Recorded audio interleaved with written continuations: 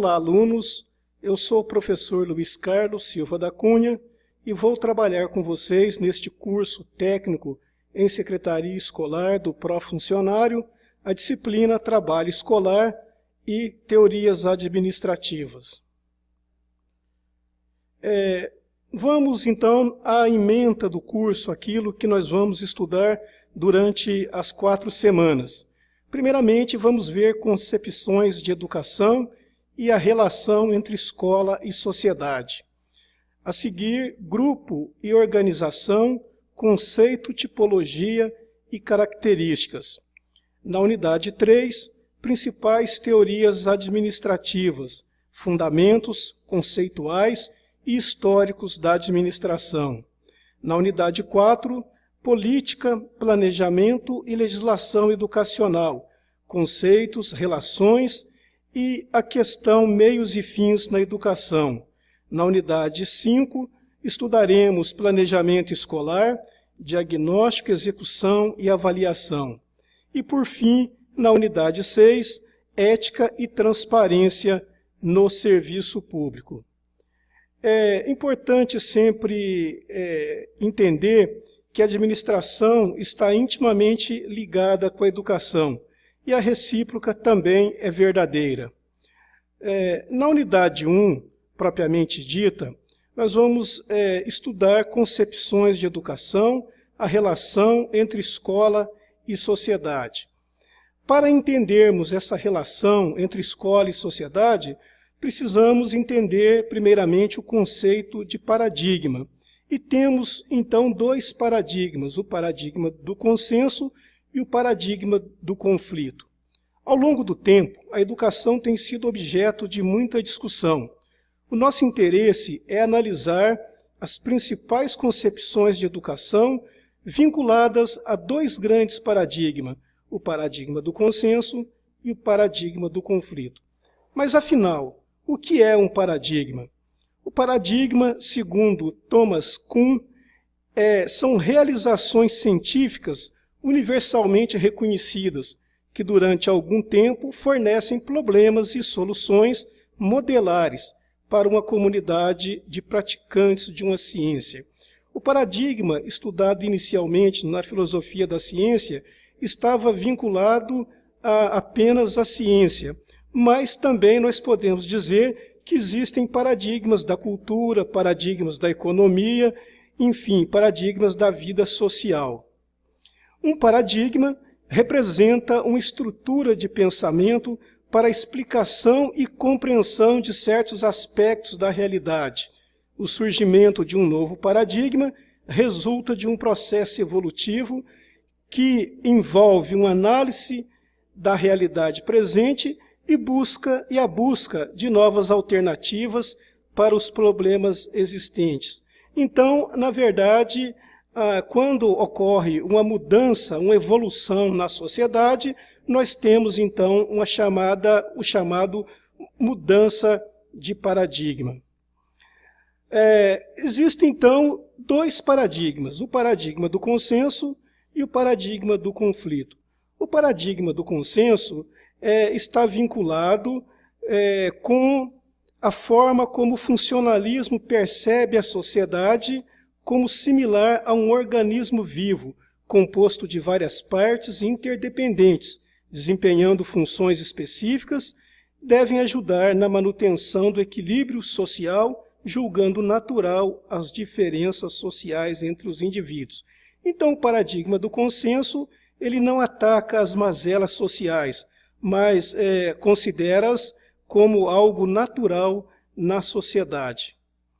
O paradigma do consenso no campo da educação está representado por John Dewey, que foi um filósofo e educador norte-americano que partia do princípio de que a educação não é uma preparação para a vida, mas é a própria vida.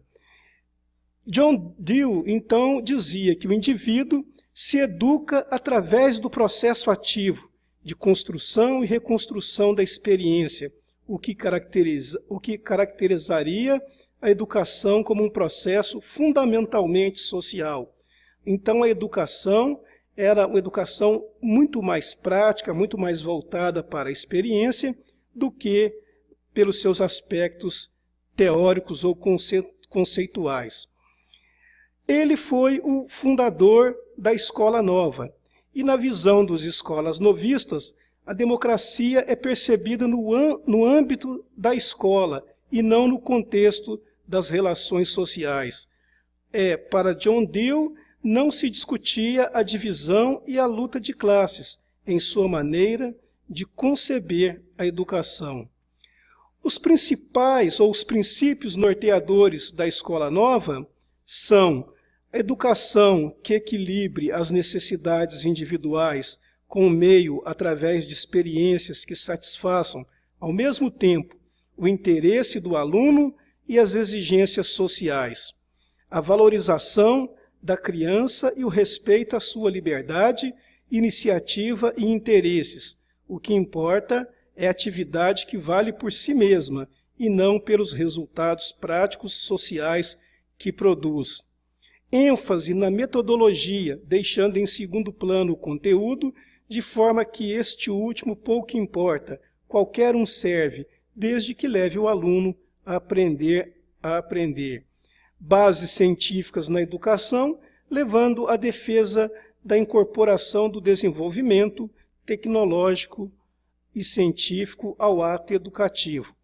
Então, por essa concepção de educação, por esta filosofia, não se falava em formação para a cidadania, mas preparação para um desenvolvimento educacional e intelectual voltado para o campo da tecnologia e da ciência.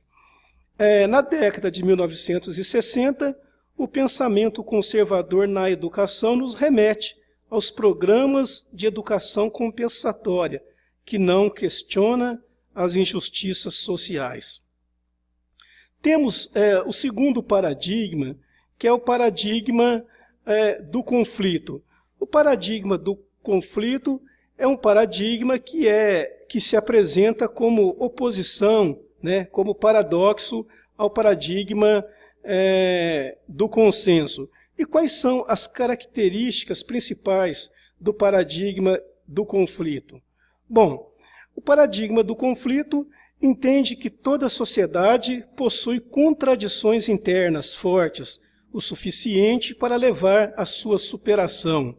Os conflitos são vistos como necessários para a organização social, pois eles estão presentes nas relações que os homens estabelecem entre si no mundo social.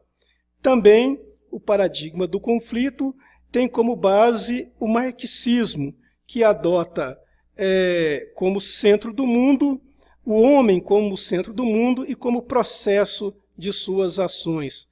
Defende que o mundo social deve ser compreendido a partir de seus condicionantes históricos, econômicos e da divisão e luta de classe. Então, para o paradigma do conflito, nós temos a filosofia de Karl Marx, filósofo alemão, que defendia o que nós chamamos de materialismo histórico ou materialismo dialético, também conhecido como materialismo científico, quando ele coloca que o que está na base, na estrutura de toda a sociedade, primeiro é o econômico, para depois as outras questões como educação, o direito, a saúde. Então é preciso, para Marx, que se resolva os problemas econômicos do ser humano para que ele possa desenvolver outras competências. Concepções educacionais do paradigma do conflito. A concepção filosófica do paradigma do conflito se desdobra em duas grandes escolas. A primeira escola, ou a primeira concepção, é a concepção crítico-reprodutivista, que teve como seu maior expoente Louis Althusser, filósofo francês, que dizia que o trabalho da escola é um saber único e passar a indivíduos concebidos isolados de suas condições de classe. Então, ele não considerava fundamental a relação entre a escola e a sociedade, mas uma escola simplesmente retransmissora, reprodutora dos conhecimentos passados, então, de geração para geração. Também destaca-se nessa perspectiva Pierre Bourdieu, também filósofo francês, que defende essa corrente crítico-reprodutivista, trabalhando muito com a questão da reprodução cultural, principalmente. E temos a segunda possibilidade, que é a escola, a relação escola-sociedade. Essa relação escola-sociedade que foi desenvolvida pelo filósofo italiano Gramsci, Antônio Gramsci, que colocava a ideia de que todo ser humano é um intelectual, embora nem todos hajam a todo momento como intelectuais. Ele desenvolve uma teoria muito interessante, estudada no contexto educacional e também da filosofia, principalmente nos meados do século XX, do século passado, que é a ideia ou o conceito de intelectual orgânico, né? Ele classifica os profissionais da educação, principalmente, como profissionais orgânicos, aqueles profissionais que podem não só reproduzir, mas principalmente transformar, contribuir para a transformação da realidade social. Muito bem. Na unidade 2, nós vamos ver as organizações como característica fundamental da sociedade moderna. Nós temos que entender que o surgimento das organizações no mundo e temos que entender também o papel que os grupos sociais desempenham nesta sociedade. Dizendo que o homem é um ser social e, portanto, tem necessidade de socializar-se. Filósofo, escritor, melhor dizendo, Goethe, alemão, já dizia: nenhum homem é uma ilha, ninguém vive isoladamente. Portanto, é uma necessidade básica do ser humano participar de um grupo social. No entanto, as organizações, os grupos, possuem limitações e, para garantir o cumprimento dos seus objetivos em sociedade, o homem, melhor dizendo, é levado a cooperar com seus pares. É da interação entre os homens que surgem as organizações, e dentro das organizações, os grupos convivem e constroem determinadas relações que dão sustentação a estas mesmas organizações. As organizações são formações sociais articuladas com um número necessário de membros, que possuem funções internas definidas e apresentam de forma consciente fins e objetivos específicos, também estabelecidos. Segundo Amitai Etzioni, as organizações podem ser entendidas como unidades sociais, orientadas para o alcance de objetivos e metas. As organizações, elas podem ser classificadas quanto à sua natureza, né? Então, quanto à sua natureza, as organizações elas podem ser classificadas entre públicas e privadas, entre organizações pequenas, médias e grandes, organizações de participação voluntária e obrigatória, organizações que têm natureza econômica, política, religiosa ou educacionais.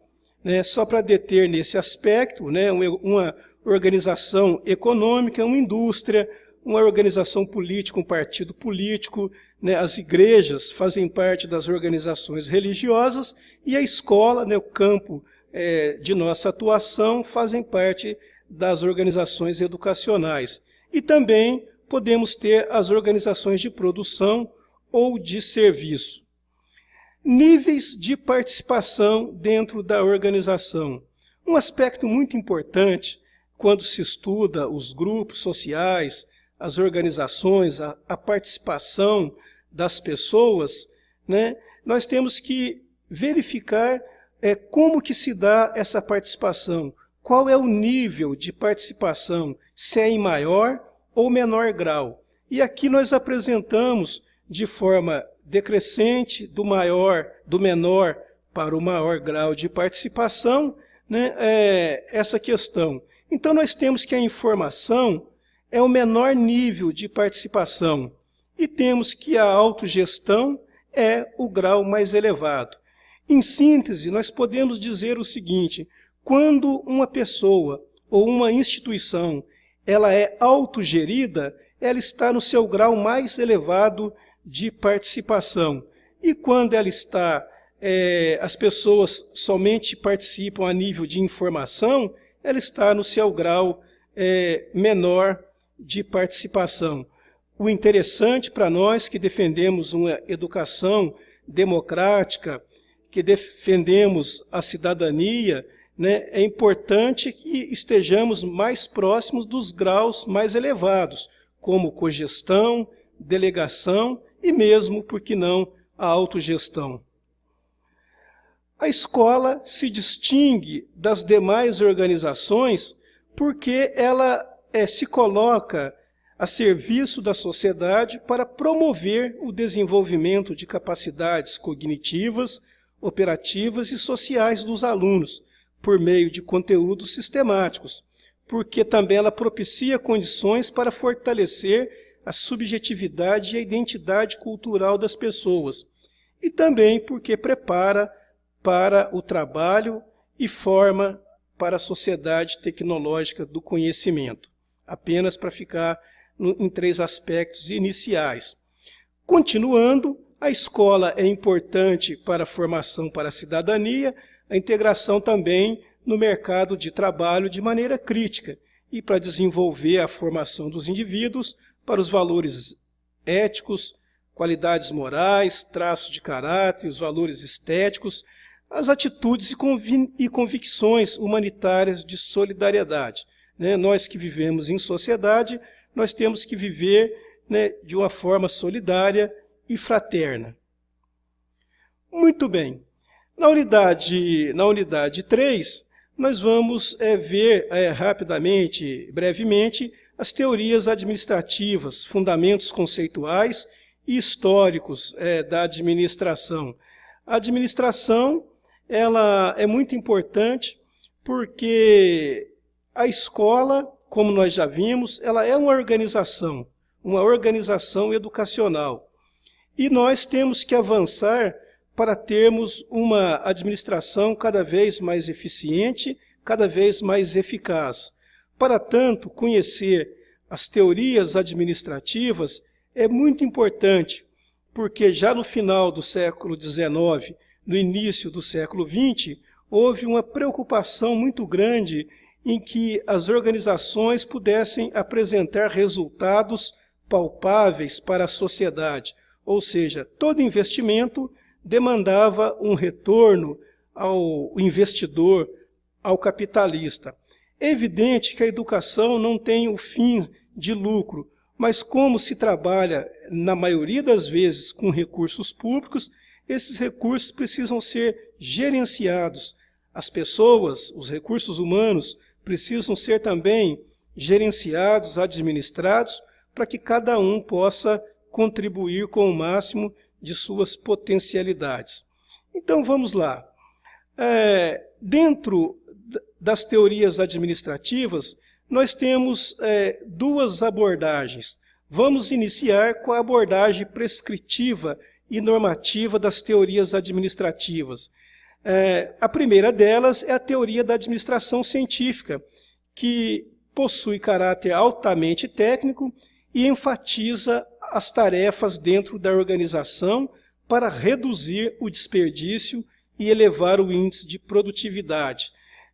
Para os teóricos da administração científica, existe sempre uma maneira certa de se fazer uma atividade e uma pessoa certa, mais adaptável para realizar aquela tarefa. Esta teoria ela teve origem com Taylor, o engenheiro norte-americano do início do século passado. Também dentro da corrente prescritiva, temos a teoria clássica das organizações, uma teoria desenvolvida pelo engenheiro francês Henri Fayol, que surge para definir estratégias adequadas às organizações complexas. E depois nós temos, dentro dessa linha prescritiva, a Escola de Relações Humanas.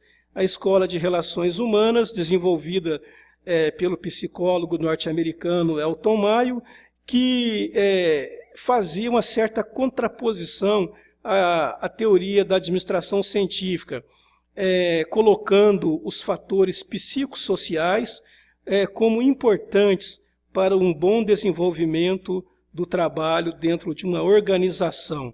Não só valorizar o tipo físico, mas as tarefas repetitivas, mas também valorizar o ser humano na sua totalidade. Muito bem. Princípios básicos dessa escola de relações humanas.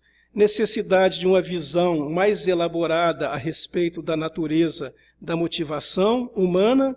Ambiente social externo da organização deve receber toda a atenção. A organização se caracterizaria por ser um sistema social aberto. Valores e sentimentos e atitudes possuem papel importante sobre o processo de produção. Então, na visão de Elton Mayo, a organização ela não é uma ilha, ela não está isolada do conjunto da sociedade. E quanto mais tiver essa interação entre a organização e a sociedade, entre o indivíduo, a empresa e a sociedade, melhores serão ou seriam os resultados. Uma pessoa, para dar um exemplo assim concreto, um funcionário que tem um problema familiar, é importante que os administradores procurem ajudar esse funcionário para que ele possa, resolvendo o problema particular, contribuir melhor para a organização. Muito bem. Dentro agora da abordagem descritivas e interpretativa das teorias administrativas, nós temos primeiramente a teoria comportamental. O comportamento humano é reforçado por suas próprias consequências, e a autoproteção, a repetição do mecanismo condicionamento operante. O trabalho das pessoas deve mostrar-se ao mesmo tempo eficaz e eficiência. A eficácia está ligada com o atingimento dos objetivos da organização e a eficiência é atingir os objetivos pessoais. Depois temos a teoria da burocracia, a teoria que foi sistematizada por Max Weber, o sociólogo alemão, que defendeu o modelo burocrático. Para Max Weber, a busca da eficiência máxima por meio da padronização do desenvolvimento humano. E também ele entendia que a organização é um sistema fechado, onde tudo funciona de forma calculada. E também, por fim, dentro dessas abordagens, a teoria da contingência.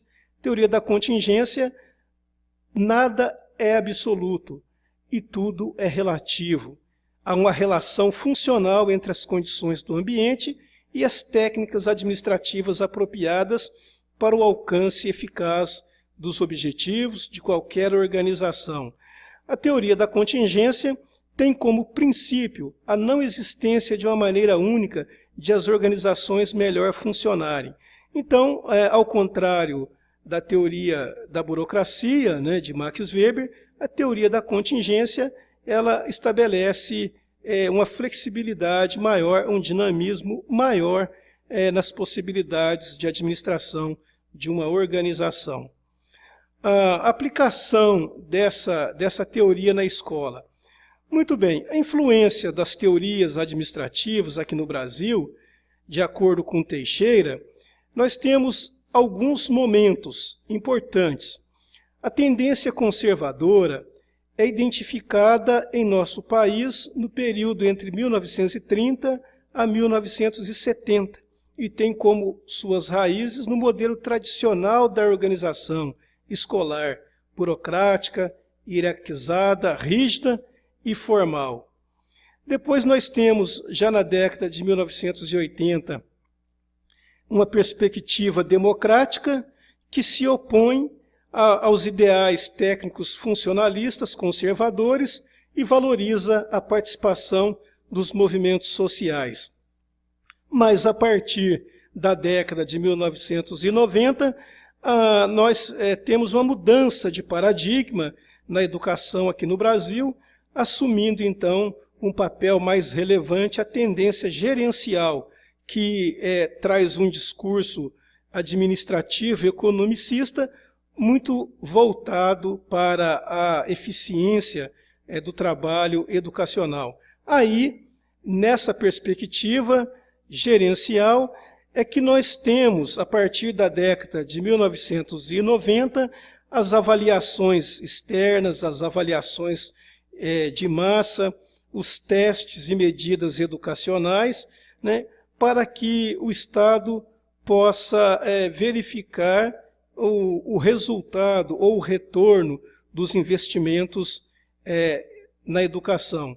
São temas controvertidos, são temas que merecem uma análise, porque o modelo de valorização da democracia na escola não poderia ser contraditório com a busca de melhores resultados, né? Então, nós entendemos que deveria haver um equilíbrio, né, entre essas concepções, né, para que a gente pudesse avançar tanto na questão dos resultados, como também na questão da democratização da escola pública. Muito bem. Na unidade 4, nós vamos ter uma visão da política e do planejamento educacional.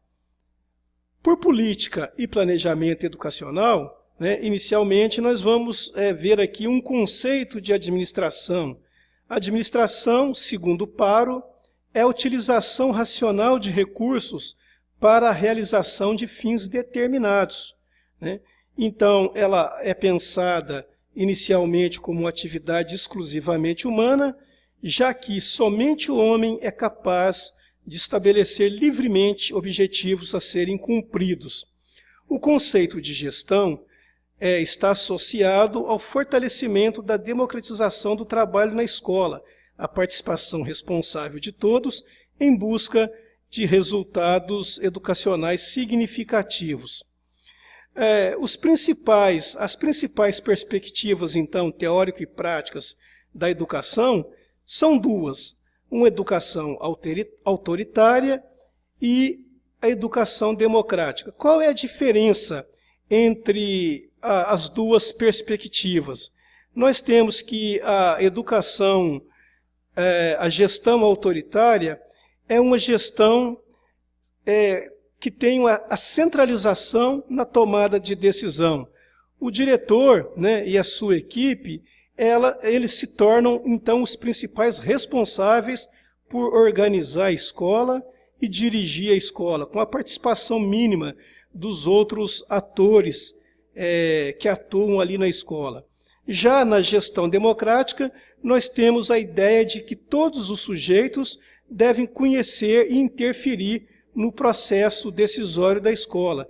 É na participação coletiva que se alcança de maneira mais equilibrada os objetivos, as metas definidas pela escola. Nós temos que, então, que valorizar a gestão democrática, porque é uma gestão que possibilita uma maior participação, uma maior integração das pessoas na escola e na sociedade.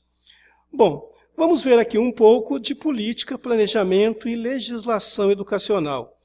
As políticas públicas são aquelas políticas mais amplas, que estão definidas pelo Estado e que devem ser estendidas a todos os cidadãos, independente de quais sejam as suas condições de cor, de raça, sexo, idade, etc. São diretrizes governamentais revestidas do poder e dos valores estabelecidos pelo Estado em sua relação com a sociedade. Já as políticas educacionais são diretrizes para também governamentais, que têm como objetivo orientar as ações na área da educação. Mas podemos dizer, né, que as políticas educacionais estão inseridas, estão incluídas, fazem parte das políticas públicas. Quais seriam, então, as características de um bom planejamento? Bom, o bom planejamento ele deve se pautar por alguns critérios, né? O critério da participação, o critério da objetividade, o critério da coerência, o critério da exequibilidade, o critério da flexibilidade, da continuidade, contextualização, clareza. Então nós sabemos que um bom planejamento ele não pode ser feito de uma hora para outra. Ele não pode ser feito de qualquer maneira, mas ele tem que seguir a todos estes passos aqui para que ele possa surtir o efeito desejado, né? Sem a participação das pessoas, fica difícil a gente ter um planejamento que seja assumido por todos, né? Então, apenas para citar esse item da participação, que eu considero um dos mais relevantes dentro dos bons critérios para se planejar. Muito bem, as políticas educacionais e o planejamento educacional se traduzem ou deveriam se traduzir em ações concretas no cotidiano da escola. Intenção apenas não basta, é preciso dar concretude para que a escola possa funcionar adequadamente. O trabalho escolar é um trabalho que tem como resultado a ação de muitas pessoas. No trabalho ou no planejamento do trabalho escolar, as atividades sempre possuem uma relação direta com o processo ensino-aprendizagem. As ações escolares devem ser planejadas em complementariedade e interdependência entre si. É muito importante que o setor administrativo de uma escola dialogue com o setor pedagógico, porque a escola tem profissionais que fazem parte da secretaria, tem o pessoal do quadro de magistério, tem as pessoas que atuam como auxiliar de serviços. Todos eles ou todas as ações são importantes, porque é no conjunto da atuação de todos, seguindo um bom planejamento, que nós vamos conseguir ter um resultado com eficiência e eficácia. Todos os profissionais da escola devem se assumir como educadores, pois o seu trabalho se insere em um planejamento mais amplo da escola. E a escola orienta o seu trabalho, desenvolve o processo educativo nas dimensões pedagógicas, política e administrativa. Então a escola ela tem, né, a questão ali pedagógica do processo educacional, mas tem também o trabalho, né, político, que é desenvolvido principalmente pela direção da escola, que faz a articulação da escola com a comunidade. No nosso caso específico, a secretaria de uma escola está vinculada com a parte administrativa, mas também em diálogo permanente com o pedagógico e com o político. Na unidade 5, nós vamos ver um pouco sobre planejamento, diagnóstico, programação e avaliação. É importante, né, nos desafios da sociedade atual, que a escola tenha um bom planejamento, faça um bom planejamento, para que as suas atividades possam atingir aos objetivos propostos. Temos, então, as fases de elaboração e implementação do planejamento escolar. São 3 estas fases: diagnóstico, programação, acompanhamento e avaliação. Tudo começa, ou deveria começar, com um bom diagnóstico. É a partir do diagnóstico que se levanta as reais necessidades da escola. Depois é feita uma programação, né, contando com que atores, em que circunstância, quando, como e qual é o custo daquela programação. E Depois, a terceira e última fase, a avaliação, o acompanhamento, né, para que realmente haja uma correção de rotas, se necessário, e que as pessoas possam ver o resultado do que foi programado. Por fim, na unidade 6, nós vamos olhar um pouco sobre a questão da ética e transparência no serviço público, sempre voltada para a questão do exercício da cidadania. Vamos lá, o conceito de ética é o padrão de comportamento orientado pelos valores, princípios morais e da dignidade humana. A dimensão pessoal das ações humanas chamamos de ética. Sua função é problematizar os valores morais, virtudes e o que orienta a ação do indivíduo. O ser humano ele sempre teve, desde os primórdios da sua existência e do seu reconhecimento, da sua afirmação de identidade enquanto ser humano, essa preocupação com a ética, com os valores mais altos da sociedade. Nós vamos aqui apresentar brevemente alguns princípios legais que tratam da ética no serviço público. Esses princípios são também princípios constitucionais, né, que estão a balizar a ação nossa enquanto servidores, funcionários da administração pública, mas também serve como parâmetro para as atividades na vida privada. E quais seriam esses princípios? O princípio da legalidade, que implica o reconhecimento da lei como uma das mais importantes condições para assegurar a vida em comum. A impessoalidade, que é o caráter público da administração, fazendo com que sejam evitadas preferências, privilégios e favoritismos. O princípio da moralidade, que é uma conduta ética dos servidores, que não pode ser contrária ao padrão médio de ética percebido por toda a sociedade. O princípio da publicidade, que é associada à transparência e também à necessidade de prestar contas, e o princípio da eficiência, que é a busca de resultados com menor custo. Estes são princípios que nós chamamos de explícitos, porque fazem parte ali do texto constitucional.